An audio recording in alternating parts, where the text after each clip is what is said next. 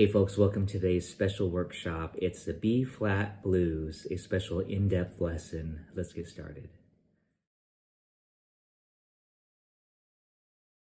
Simplified, but you'll see when we look at the chord progression that I start with the basic B-flat blues, and it will look as if it's Johnny Be Good, okay? So again, we're just gonna be jazzing it up. Who already can play by memory a 12-bar blues in the key of B-flat?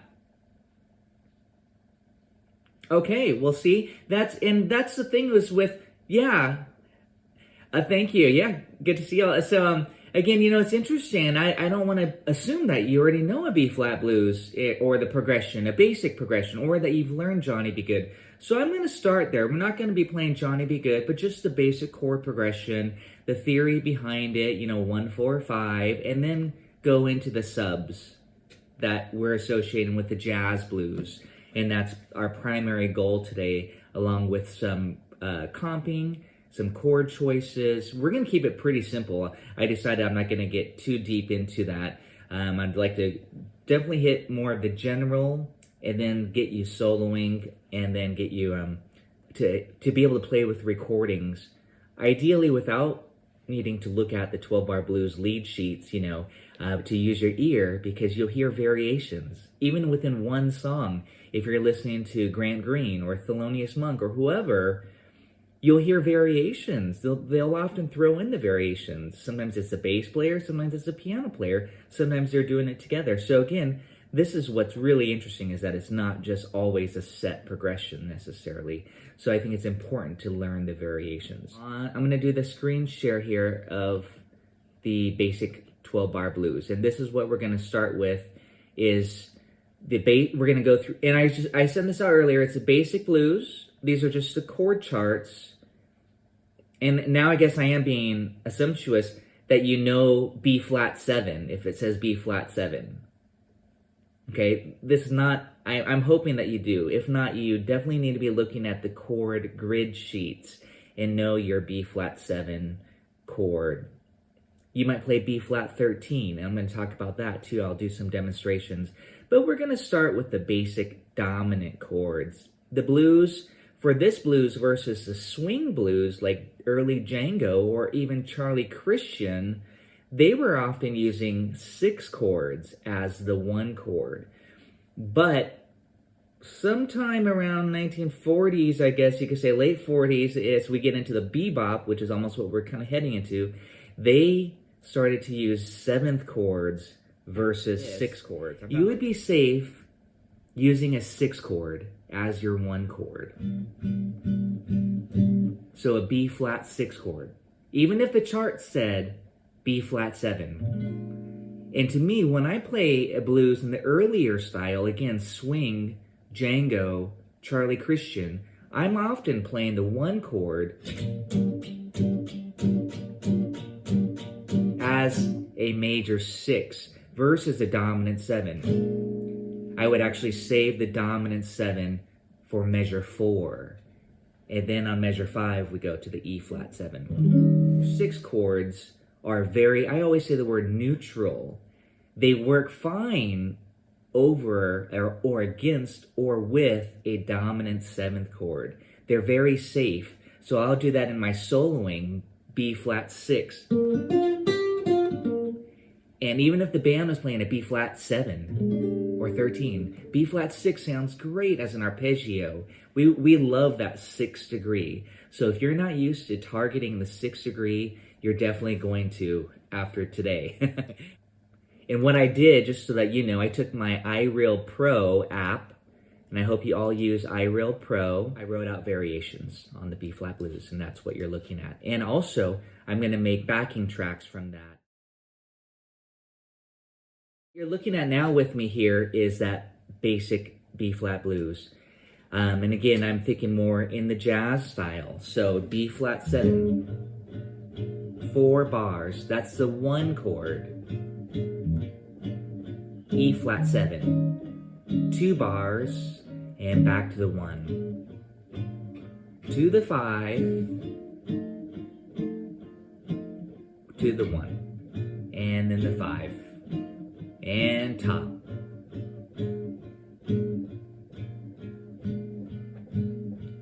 And to the 4. Back to the 1. And this would also work for Johnny Be Good.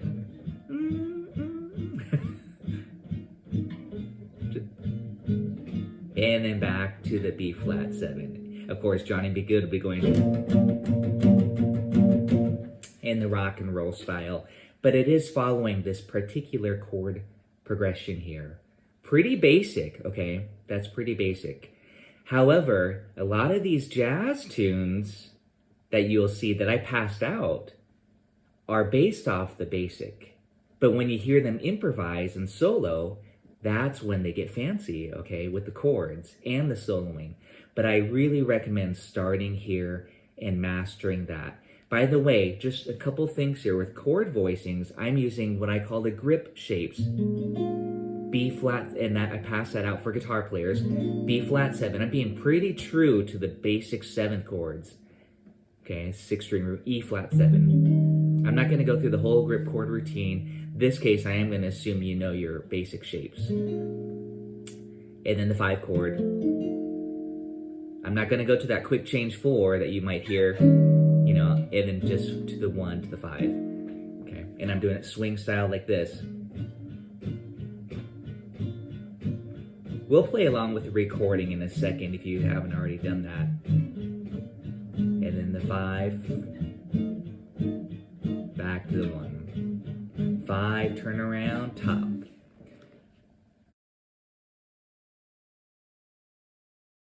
So number 2 here uses a quick change. That's generally my terminology. You'll hear people often say the quick change versus a slow change. That was what we had done in the first one, where there's no change on the 4 chord here, on the 2nd measure. Sometimes it depends on the tempo whether we go to that 4 chord. If it's a slow blues, that 4 chord is particularly nice to add some movement. And then back to the 1, okay? And then you'll also notice here that there's a 4 chord thrown in here, and then the same 1 to the 5 movement. Let's give this a try. This time I'm going to do 2 things. For the B flat 7 chord, I'm going to play B flat 13. And the 13th degree is the same as a 6th degree, but it's up an octave essentially. But why it's called a 13th chord is because there's a flat 7 included. You need that flat 7. That's what makes it a dominant 7th chord. But we call it a 13 because we have that because we have that A flat in there on the B flat chord. We have the flat 7. If you wanted to, you could just play a 6. See, that's what I'm kind of saying, is that the 6 is the same as the 13, but there's no A flat. There's no flat 7. So B flat 13. And for that E flat chord, I'm going to play E flat 9. It's very inside. The 9 is the same as the 2. So here's E flat 7. And instead of the E flat here, the octave, they're 8. I'm going to go up to the 9. Okay, it's a really nice note. A little bit of color, but still very inside, very diatonic. So it might sound like this. I'm going to add the Charleston rhythm.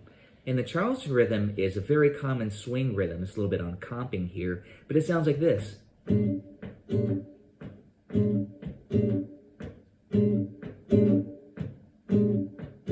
So the rhythm is 1, 2, and, 1, 2, and, 1, 2, and, 1, 2, and. And I was just staying on the B flat 13th chord just for demonstration. So it'd be like, again, I'm going to stay on it, but maybe just play with the rhythm. Play the rhythm with me. And it's on 1, and it's on the and of 2. And you want to make it short. 1, 1, 2, a 1, 2, 3, 4, 1, 2, and. 1, 2, and. 1, 2, and. 1, 2, and.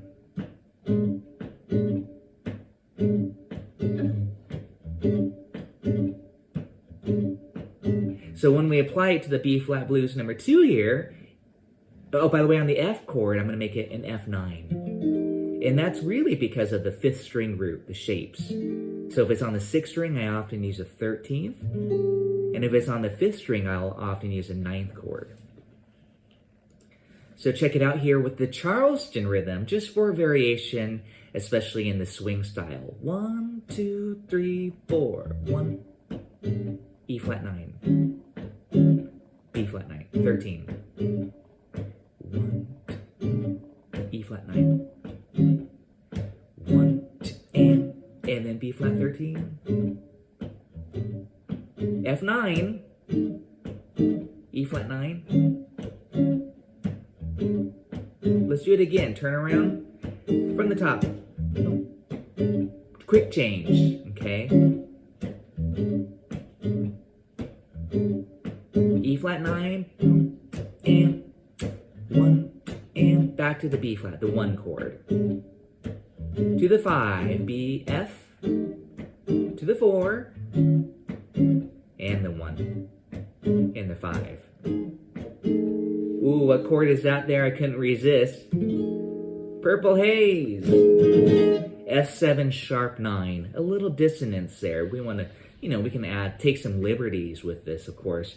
So that's my next little spiel, is you can color up the dominant chords how you wish. Thelonious Monk might put a B flat 7 flat 5. E flat 9 sharp 11. Some interesting chords, but if you want to be safe and not get some funny looks by your bandmates when they're soloing and you're throwing in all these cool, wacky chords, then keep it very, very simple. 9s or 13s, or just plain dominant 7s, or as I mentioned, even 6 chords is fine. That's a little bit old school style swing. Well, this is all old, right? Old. Do the quick little detour here into theory land for you. I'm going to spell out a B flat major scale. We have 1, 2, 3, do, re, mi, and then 4, 5, E flat, and F.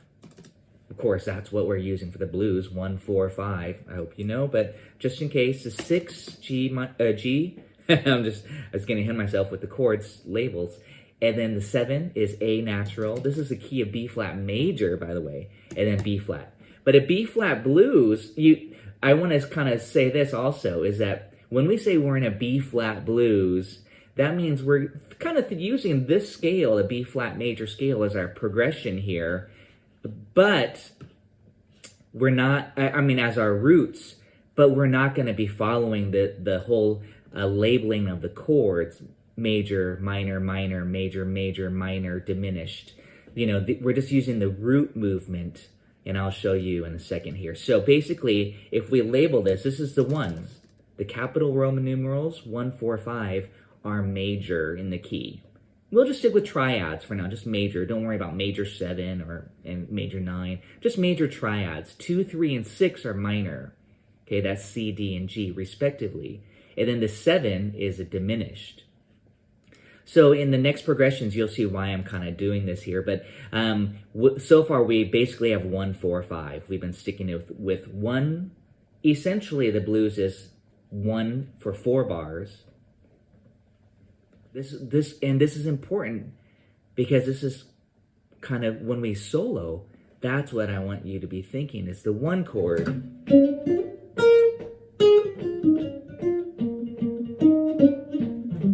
And then the 4 chord. 1. Five. Then back to the 1. 1. Etc. That's a great formula. The B flat blues soloing method worksheet will look at this. That still gets you by, and you're going to sound great. So that's the basic soloing method, and it comes from this. So I want to just say that and kind of stress the importance of just the basic movement. I'm going to show you those little tricks I was doing, even though I was saying the 4, E flat 7, right? I wasn't thinking E flat, I was thinking B flat minor. And when it came to the 5, F7, I was thinking C minor. And that's kind of, again, a little cool hack that we can do. It's often referred to as the minor conversion concept.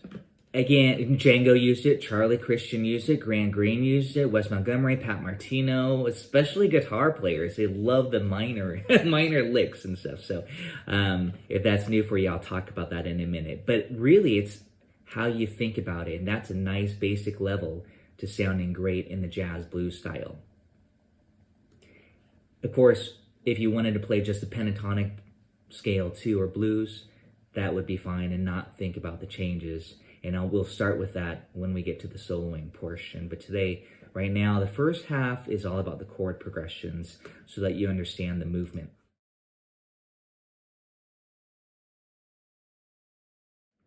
So now number 3 introduces a diminished passing chord here. And this is big because this is often a common substitution. And the rule here, if you're not familiar with it, is on any dominant chord, and this is general, I wouldn't go extreme and do this on every single dominant chord because the blues is all about dominant chords practically. But on any dominant chord, really, you can generally substitute a diminished 7th chord off the 3, off the 5, off the flat 7, and the flat 9. So if you think about the flat 9 is a half step above the 8, the root. So that's kind of what's happening here. If you really think about it, this E dim 7 is just a half step above the 4 here.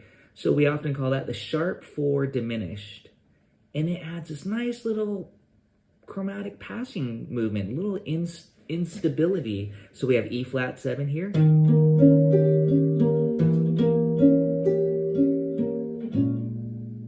That's a great movement. 4. I'm just playing a plain old E flat face value chord.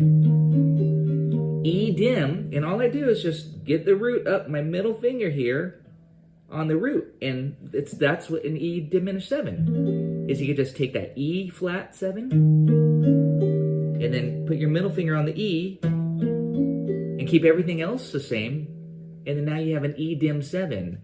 Well, if the bass player were still playing an E flat, for example, and they didn't know you were playing an E dim, it would create an E flat 7, flat 9 color. Very nice, very tension. It's very sweet. Creates that tension because it's going to resolve back to the 1. So I'm really focusing on this part of it here. This is super hip. The 4, sharp 4, diminished, 1. Again,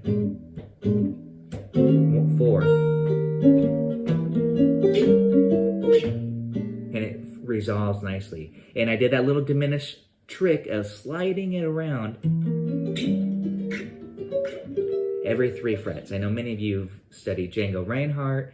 You know all about the diminished 7 substitution, but in case that's new for you, that's what's happening here. It's beautiful. It creates some tension. And then sharp 4 dim, which is really just a sub for the 4. Not a huge deal, okay? And then back to the 1. But it sounds beautiful with chords.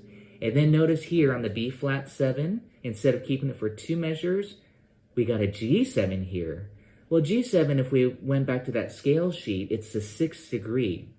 The root is a 6. I'm talking about just the root, but this is also the dominant of the 2. The 5, we call it the 5 of the 2. And the terminology is secondary dominant. G7 is the 5 chord of C. But of course, in the key of B flat, C is minor. So we're creating a C minor 7 chord here. And then we now go to the 5.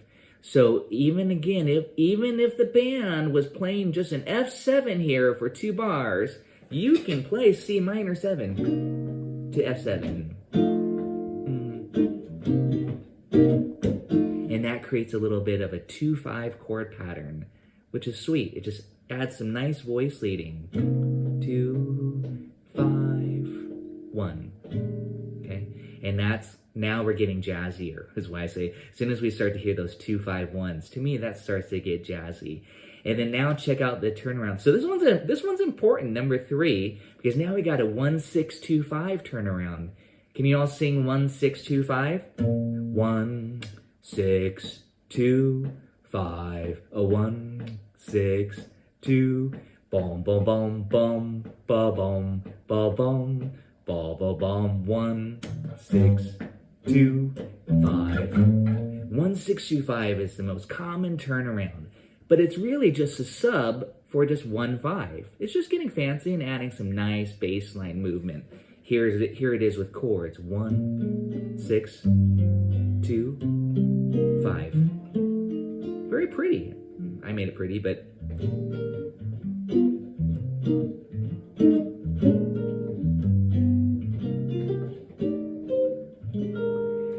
so that 1, 6, 2, 5, just so you know, is the foundation for rhythm changes. And yes, I'm going to be offering a 2-hour mega lesson on rhythm changes in January or February, just like this, and I hope you join me.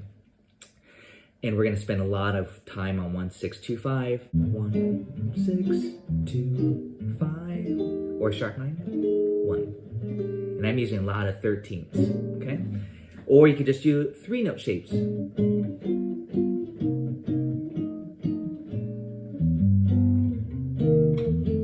to B flat 9 as a result. Okay, so this progression is getting pretty fancy. I'm going to play through it a few times. If you want to join me, that'd be awesome. This is getting fancier. As you see, my excitement level, we're getting fancier, and I like it. 1, 2, 3, 4. Quick change. I'm using 13th chords, by the way. 9. Oh, here we go. Diminish. I went to G7 sharp 9. And turn around. 1, 6, 2, 5. Top. Little Charleston rhythm. Bum, bum, bum. 9th. Diminish. And then G7. C minor 7. F13. And again.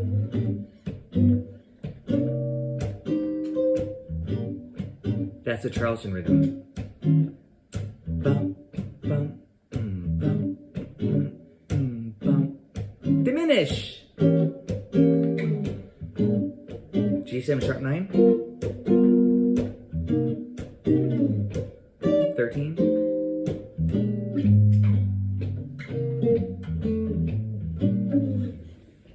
And that's fun. Oh, this to me now is getting to the jazz blues.